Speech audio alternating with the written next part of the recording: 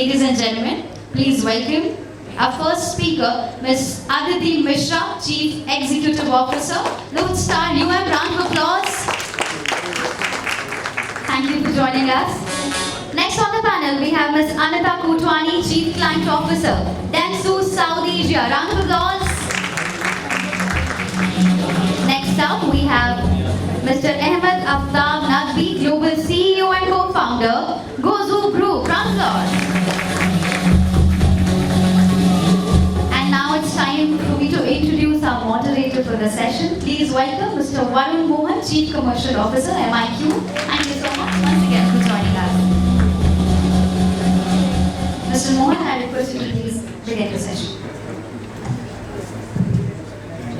It's good to be on the other side of the table now. So, with regards to, we're going to talk about very interesting topic, which is performance. I'll start with my own view on how it been for me a few years back, 6 years back, to be precise, when I started when I came. Globally, MIQ was known as performance platform. We've taken been like a COVID baby. We just launched a few weeks before COVID, and we just, we just created the same narrative what we've been positioning in the global market, right? We are a performance platform. And I started pitching to agencies, clients, talking about how we are, what we are, performance platform, etc. And it took me to a position where we got stuck. The reason being is, globally, especially West market, performance is anything beyond an impression is performance. If we talk about click, if we talk about view, if we talk about visit, if you're optimizing towards any outcome, any basic outcome, especially reach and frequency, that is all performance. And in India, if you fill a form, especially for a BFSI client where you verify your OTP, you verify your PAN OTP, verify your Aadhaar OTP, then you fill a 8-page form, even putting your Kundali. After that is where you have decided to get whether that is considered as a need on a BFSI perspective. On a real estate perspective, you are filling the entire details, which is a 5-6 field form, and then there's an offline team calling and checking whether this you are still intend to buy XYZ value per property at so and so location, etc. If yes, then consider as a verified, qualified entity. That is what is called performance in India. That's everything, which is view, click, visit, reach frequency, all of that. So for me, it took me a while in terms of changing the whole narrative, whole positioning in terms of what and how we should. And it's not just particularly about India, it's mostly an Asian issue, the way I see it. That brings me to the topic where we are going to discuss about how performance, what do you mean by performance and how that is changing, what from a marketer's lens, and we have the great agency so I'm hearing from them in terms of what this space is going to be. Firstly, I'll leave it as an open question to all of you in terms of how the whole space will change in the last 5 years. How the performance been 5 years back and how the space has changed and what is the shift? Starting from Aditi.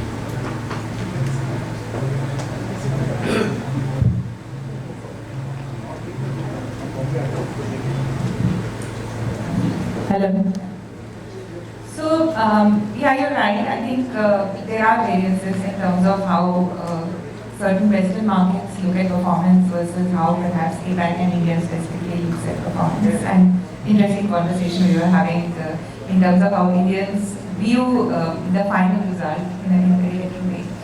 But that said, I think a larger perspective right now, what we are seeing is always from an agency partner point of view, the brand story has been an integral way of driving results for any client. I think the big shift we are seeing in the last 3-4 years, with the headwinds that marketing overall is facing, is that there is a lot more focus and prioritization of performance. So brands or clients are, for example, asking us a lot more questions in terms of what's the lower funnel result looking like? What are you actually driving, even from a branding campaign? So, that is a new question. Earlier, I think there were two teams. There was a team which used to do branding and there was a team which used to do end result, and they used to talk once in a while. But more and more, there is a question on, are you able to drive final results? And that, I think, is the big shift. Because suddenly we are seeing that there is a lot more accountability to marketing, and I think that's great for us, because it allows us to partner with clients in a much, much better way. Just add to this possibly, I think not just in terms of what the accountability of a campaign is, and as he said, branding is becoming more performance, and from performance also there are expectations at time of branding, but in terms of accountability also repeat ROI. So it's not just looked at as this is a campaign and what is the ROI from it, but how can you deliver this ROI again? So the focus is also becoming that, oh, you're doing a campaign individually, but how, for me as a brand, you can build a larger system where I can repeat this ROI. So I think that's a shift that we're seeing, and I think it's also being driven with the rise of venture industry, and the impetus and focus on performance after that. I think the one other additive point to what both Aditi and Amit are saying is really around, you used to always focus on outputs, now you're focusing on outcomes. So you used to talk reach, impressions, etc. at one point of time. Today the clients are asking also, what is the sales lift that I saw? What is the ROAS? What is the CAC that I have got? So the metrics of measurement have changed because there is a lot more nuanced answering today that you can do. Whether it's through data and analytics, whether it's through multi-touch attribution or the point that Aditi made, right? The branding and the performance, while there are two spectrums, full funnel marketing and measurement at the top, middle and bottom of the funnel is very much possible today. So when you're able to answer those kind of nuanced pieces, which the end goal is finally give me that sales or give me that CAC that I'm looking for, that's where I think the market is shifting into more outcome-driven conversations that clients are doing with us. That's interesting. You mentioned about especially data and analytics.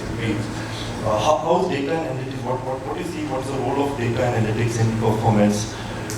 Is one like on the performance side, clients still looking at the last mile, or any kind of the role of data and analytics playing a significant role in terms of putting the media mix? So I think the last click attribution is really not something that you're looking at today. You have assisted journeys throughout the full funnel that one talks about.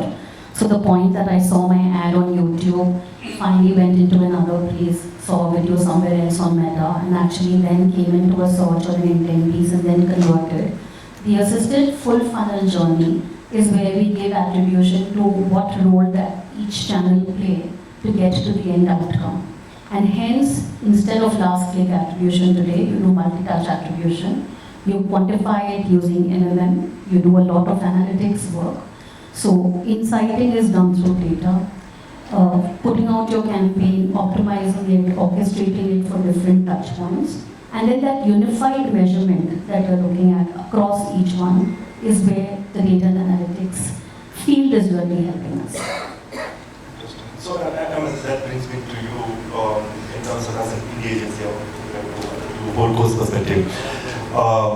One, Anita mentioned about last click attribution is changing. Last click attribution is not something which most clients are looking at. Two, multi-touch attribution is one of the critical factor in the performance. How do you see it, your set of clients or your clients which you're dealing with? What means your experience? I think this question of what influence the behavior is becoming more pronounced. Right? While there's always this pressure on what happened in the end, but what led to it is now a much more prevalent question, and I think rightly so, because that helps us really create models which can be repeated and also scaled up. Right? So influence, the attribution aspect of influence is becoming extremely important in conversations across our clients. Aditi, you spoke about having two teams earlier, which is like performance and brand teams and etc. And recently, not recently, at least 5-6 years back, you see most of, especially digital first clients or e-commerce, that whole transformation started. Most of the clients have started doing in-house, in terms of having a performance team within the organization. How do you see that? So interesting you brought it up. Actually, we've pretty much seen the whole spectrum. So you have seen a situation where you used to do, the digital for a client and they decided to in-house, they went in-house. On the other hand, you have clients who were in-housing and who decided to come back to the agency. And then we also have a third scenario where clients are doing partly in-house and partly with us. And there are, I think, different roles that the agency is playing.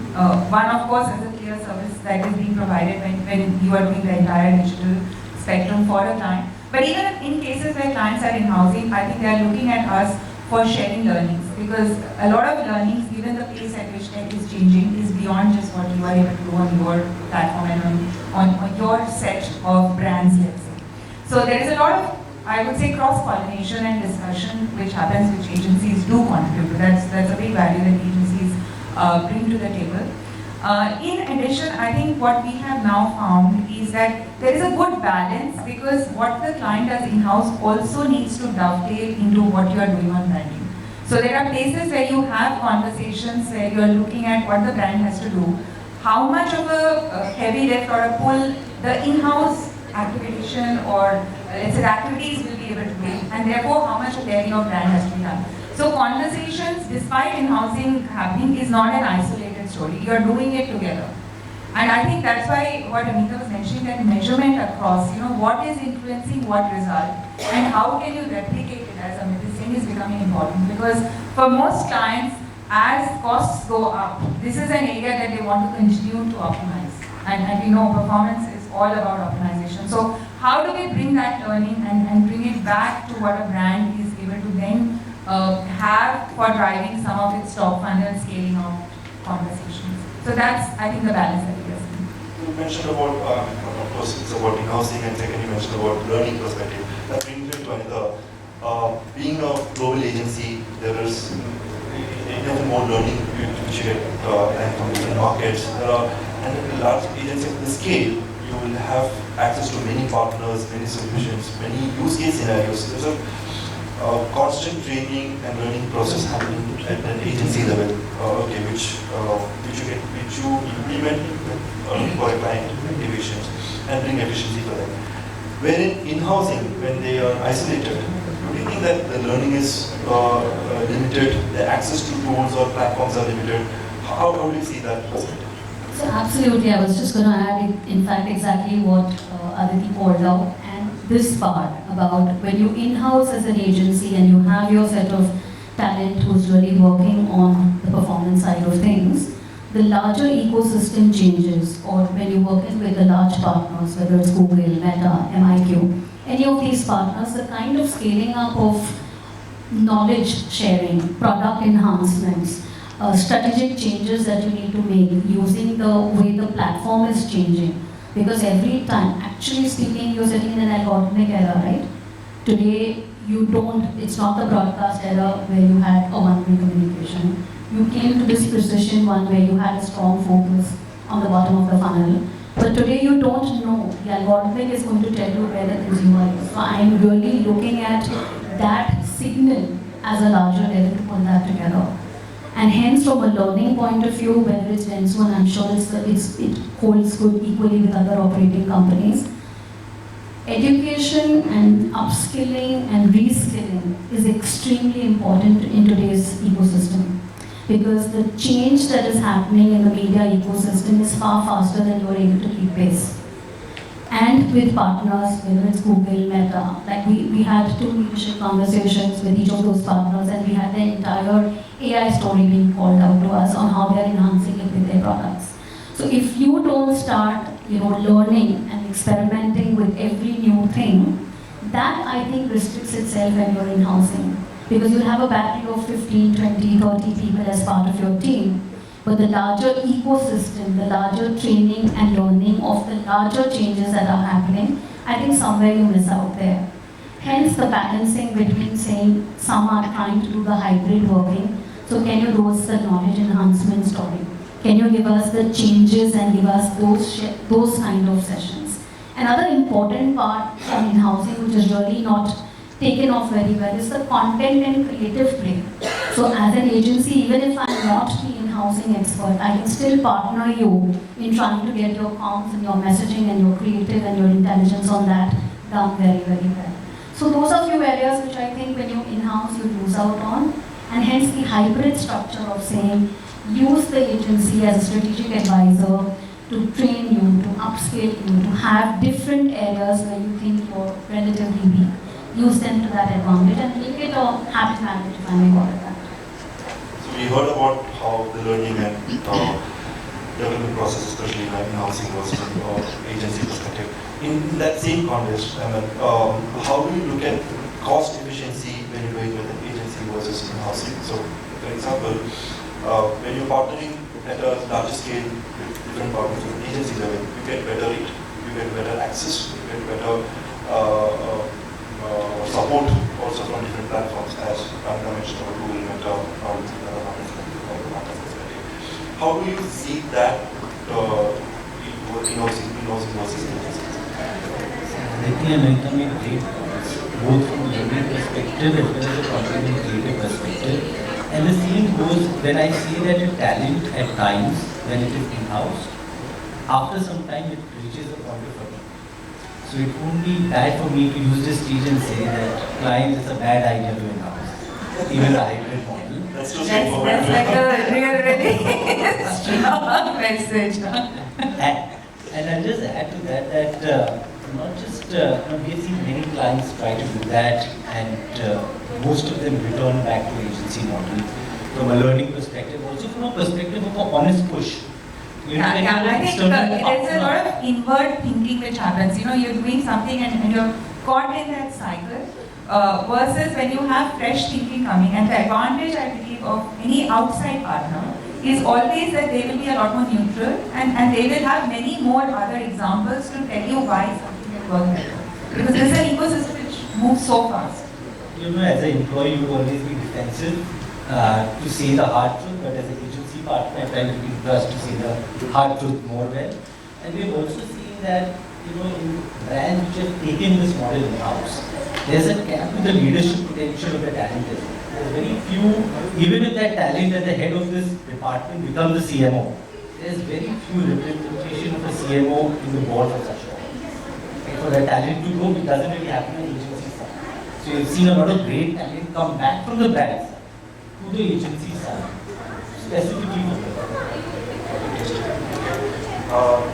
That you mentioned about the thin line between branding and performance. Even you expect a branding objective to be delivered from a performance campaign or performance product. That also is taking up the idea, again, I'll talk about when we started, how the journey been. We had the trading head who moved from UK to India, called Catherine. And we used to give up, and we had a brief from different agencies or clients, etc. So she used to look at activity and she said, India is very different because even for a brand campaign, you have multiple KPIs. It's not just one KPI. So until unless you're not defining that multiple KPIs, it never considered a campaign success. So how do you, differentiate that particular point, especially the branding and performance? So I'm going to coin that word for you because it's brand performance. Right now, today, when you're talking about it, you're saying it is seamless integration between branding and performance. So it's not only optimization, it's about orchestration as well. So when I'm looking at my full journey and the attribution of that full journey, and if you're talking performance, like you said, it's really not the bottom of the funnel KPI that I'm driving. But today, when we are talking performance and media planning, it's really across the branding to performance spectrum. Commerce being an absolutely other integral part. Because in commerce, what happens is not only are you building brand and brand equity, but you're also converting sales. So that is moving even at a faster spectrum for anybody. I go to Amazon and I can experience the brand, at the same time I can immediately buy it as well. So the friction between discovery and purchase intent is fairly sharper, let's say, in commerce. So for me, the part about full funnel, seamless integration, the part about you have to move from optimization to orchestration across every single touch point, do real-time understanding on what's working, what's not working, and then replow. You have your investment fluidity in your thinking when you're planning it, because only then will you be able to drive that ROI that the client is getting from you as an agency. Interesting. interesting. I'm picking up two words from what you mentioned. One is in terms of attribution, second is e-commerce. Right? Now, e-commerce is the most buzzword in the recent time. One is e-commerce and second is Q-commerce. Right? Both are buzzing. And this is for all, and just like looking to understand what your views on this. The e-commerce being initially powered by the large players like Flipkart, Amazon, Tata, etc. perspective, where they've created an infrastructure where you can advertise, have the attribution, track, measure, deliver. But the recent time is Q-commerce, again, come not from these large players, completely the top three players are completely different from all these three, be it Blinkit or Zepto or Swiggy, Instamart, or any of these, I'm just naming it for the sake of it. There's a challenge in terms of attribution. There's a challenge in terms of, as again, putting on in terms of the last mile measurement perspective. How do you see the space, among your clients or the partners you're working with? How do you look at, one, how is performance concerned in e-commerce specifically? Second, how the whole tracking, measurement, and attribution is solved in this ecosystem? Yes, sir. Quick commerce, unfortunately, a lot of brands abuse it as quick ROI, which is fair. You can get quick ROI over there, but sometimes it looks like a promo bill. Just promos, advertise. Why quick commerce platform can be used in such interesting manner to maybe try out interesting bundles, or maybe to understand consumer behavior more carefully in real time. Or even to build brand recall, which I think most advertisers or brands are omitting completely. So I think that's a very big miss in the quest of quick ROI that advertisers are not leveraging completely. So just building on to what you are saying and looking at Q-com in a little different way, I want to go back to what Anita was saying that, when we look at brand performance, perhaps nicer. So when we look at brand performance, as one word, I think Q-com is a very interesting space that can be looked at because your closeness to the consumer, your proximity to the consumer is extremely high, and your ability to deliver that output is also very high. So I think there is a place there. Some of the B2B brands, there are brands which have started with quick commerce. So that earlier we used to think that B2B is only one of the larger platforms. There are brands today which are starting with Q-com and they are picking up traction. I won't say that they've been successful, but they're picking up traction. So there is a great opportunity there, I think. And some of it is because you are not looking at the whole outcome as a siloed brand versus performance. It is in reality how a consumer looks at it. When a consumer, if we are looking at a product or a brand, we are looking at it in its totality. What the brand stands for and how am I getting it. And the more we are able to bring these closer together, which platforms like Q-com are going to be doing, I think is going to be the way for the future. So any data, any measurement which allows us that learning will be something which will drive. And I think one word of AI here, I think it's going to take up a lot of that space. We just have to be careful that the data which is coming back to us is real. It's actionable and it's something that we can all do something with. I think I'll just add one more part on the quick com piece compared to, let's say, an Amazon or a Flipkart, etc. What you see is still platform-wise planning, Varun. You're not able to see across platforms, right? So the unified measurement from Amazon to Flipkart to Blinkit to whatever. Each one is going into their platform, doing whatever they want. They give us a great sound understanding of what we can do within that walled garden. So the walled garden spaces, cross-pollination of that is not a reality today, which means there is work that needs to get done there. Which is why when an agency comes on board and tries to look at data across each of those walled garden verticals, and if the data is available to us, you can do the cross-platform learning and understanding and tell you what worked, what didn't work. Why quick com? I'm saying even social commerce, right? Today, whether it is TikTok, whether it's YouTube, you're watching you're seeing that lovely outfit that you're seeing. Next minute, you can pick it up as well. So look at the way the shrinking of the consumer journey is happening, and I think commerce will be everywhere in the next few years because you will see a lot more stuff happening in that environment, whether it's retail and overall commerce. watch out, that's the next big space in the next 3 to 5 years where a lot, it is going to become a strong touch point that we as planners will need to look at. Okay, that also, again, I'm taking a step back and trying to connect again. We spoke about in-housing, now we're speaking about e-com. Majority of the client focused on e-com because of the end-to-end fulfillment. They try to take it in-house. So how do you see that there's going to be shift to or agency can play a significant role in managing efficiency for an e-com or e-com organization? I think when you look at total commerce as a service, there are a lot of areas which may not necessarily be an offering that an agency is putting on the table. Logistics, inventory management, a lot of those areas that total commerce requires, law, taxation, all of those parts, right? So when an agency has a commerce offering, their play primarily is more around data.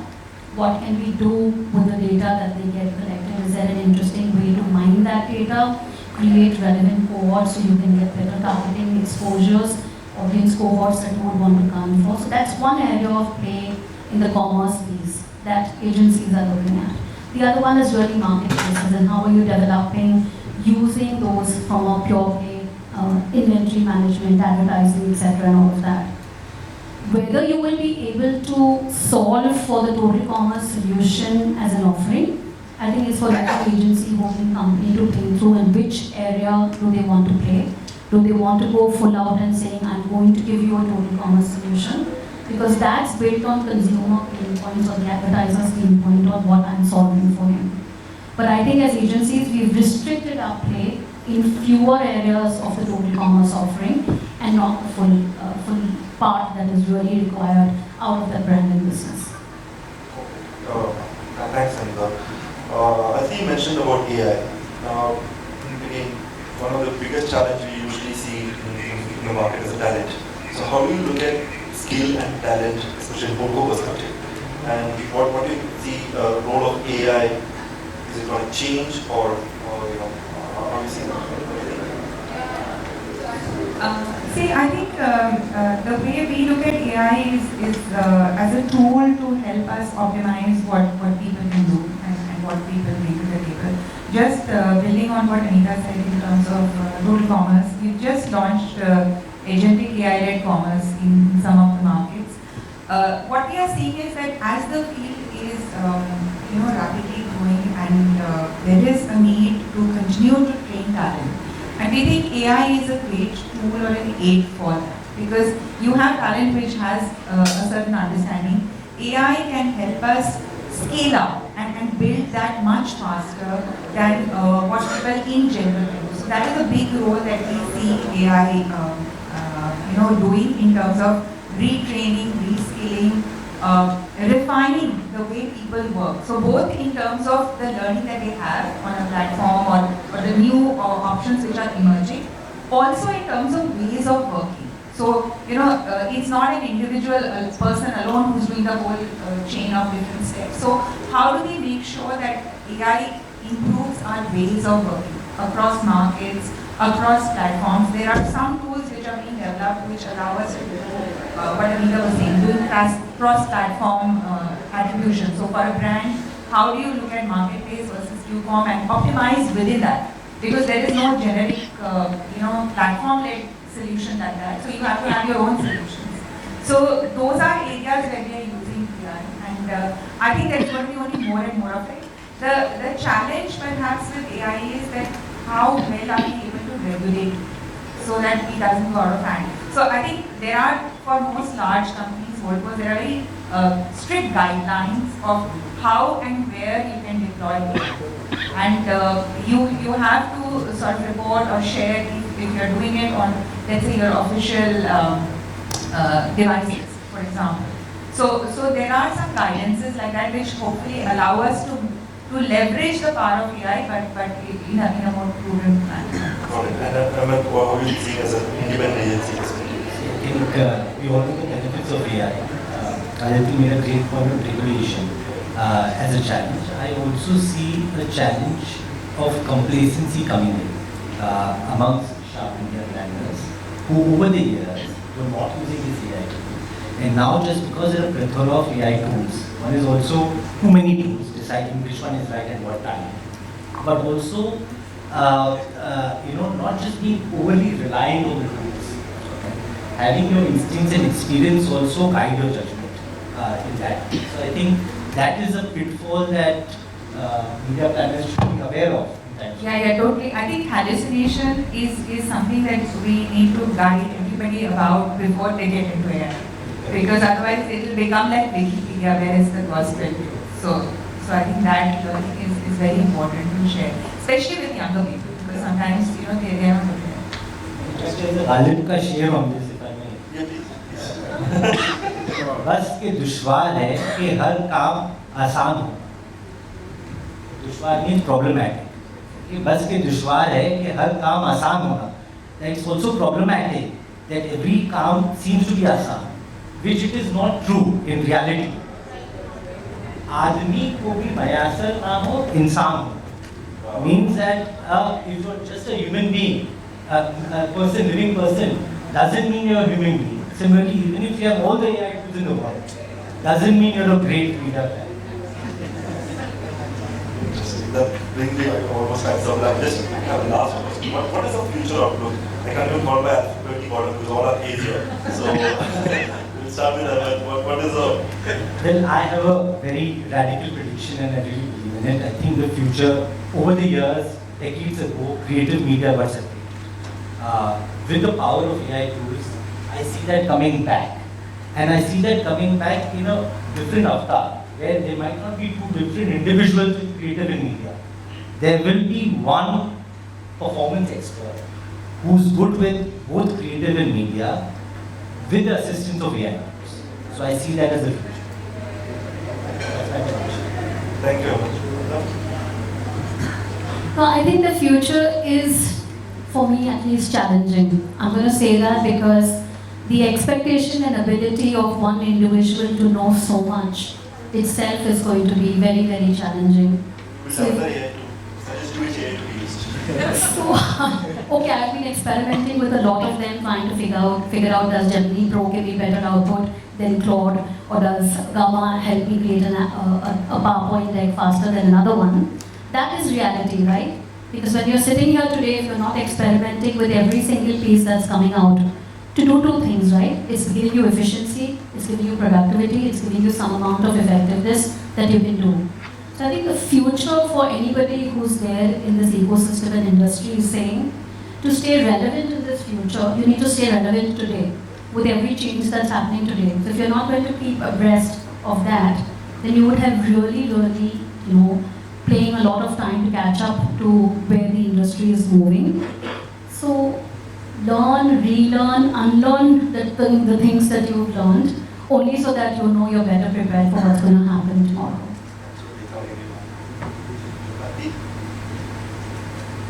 So I think what the future is going to bring forth is somewhere a combination of what they both said, which is the primacy of the person who's on the seat. You will have all the tools, you'll have everything which is there for you to win the war, but finally it's going to be dependent on the person on the seat. And I think therefore talent and really having good talent is critical in winning this, because you can have all kinds of tools. If you don't have the right talent, it's not.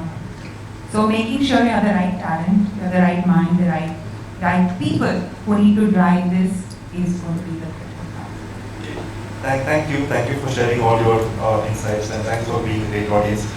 Performance struggles, challenges, limitations, measurement, tracking, is going to be existing. We can continue. Only thing is it's going to get better, and new problems going to add to it, and we'll work and play along with it. Thank you very much.